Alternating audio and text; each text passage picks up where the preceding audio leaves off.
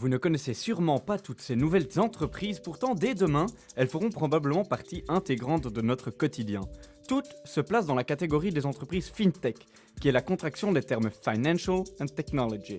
Leur objectif, moderniser et repenser les services financiers et bancaires à l'aide des nouvelles technologies. Un phénomène qui a décollé après la crise économique de 2008 lorsque de nombreux banquiers quittaient les grands centres financiers et se lançaient dans différentes aventures entrepreneuriales. Après avoir bouleversé les secteurs de la musique, de la presse ou du cinéma, les nouvelles technologies semblent cette fois-ci moderniser le secteur bancaire et financier. Gambit est une entreprise belge qui propose des solutions financières innovantes comme Birdie, grâce à laquelle le simple particulier sans connaissance financière spécifique pourra s'en remettre au robot conseiller Birdie Money Expert pour gérer son argent. Concrètement, si vous voulez investir, vous allez acheter un portefeuille Birdie qui sera créé et géré entièrement par la startup. Grâce à leurs algorithmes et à un certain suivi humain, Birdie se charge de déterminer l'attitude de l'investisseur face au risque, ses connaissances en matière financière, ses raisons d'investir et ses objectifs. Il en découlera un schéma d'investissement idéal et au fil du temps, l'investissement s'auto-rééquilibrera en fonction des conditions du marché.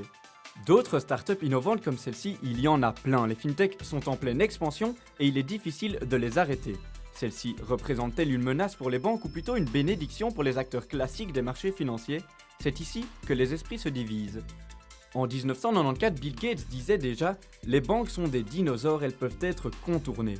Comme lui, certains prédisent un futur dans lequel nous pourrons totalement nous passer des banques. Nous évoluerons alors vers un système que l'on appelle finance alternative. Cela se confirme déjà notamment en Chine, où les plus gros acteurs de fintech comme Alipay ou Tencent comptent souvent autant, voire plus de clients que les grandes banques. D'autres conçoivent plutôt un mode de coopération entre fintech et banques, dans lequel chaque partie doit s'occuper de ce qu'il fait le mieux. Les banques sont excellentes en compliance et en sécurité, tandis que les fintechs sont plus souples et plus rapides quand il s'agit de créer des logiciels. Un exemple belge avec Explore qui a conclu des accords de collaboration avec de grandes banques belges et se retrouve désormais dans un système où chacun profite des qualités de l'autre. Le futur des acteurs classiques du marché financier est incertain, c'est en tout cas ce qui ressort du rapport de Citi qui s'attend au cours des 10 prochaines années à la suppression d'1,8 million d'emplois dans les secteurs bancaires aux États-Unis et en Europe, dont un tiers suite à la révolution numérique. En Belgique, cela représenterait 19 000 emplois, mais le risque est considéré comme faible car les fintechs ne sont pas encore bien implantés dans notre pays. Jürgen Ingels, le gourou belge de la fintech, ajoute cependant qu'il est certain que les banques perdront de 20 à 30% de leur business aux dépens des fintechs.